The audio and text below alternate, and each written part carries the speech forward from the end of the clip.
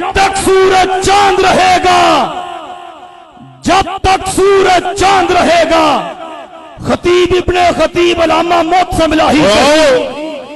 आज किला लक्ष्मण सिंह में आने वालों, तुम्हें मालूम होना चाहिए वो शहदा जिन्होंने काल अल्लाह और काल रसूल के लिए अपनी जानों का नजराना पेश कर दिया, उनकी दावत क्या थी, उनकी सोच क्या थी, उनका मंशूर क्या था। उन्होंने कायनात के वासियों को अपने बड़े की बड़ाई की तरफ नहीं बुलाया, किसी सरदार की सरदारी की तरफ नहीं बुलाया, किसी जागीरदार की जागीर की तरफ नहीं बुलाया।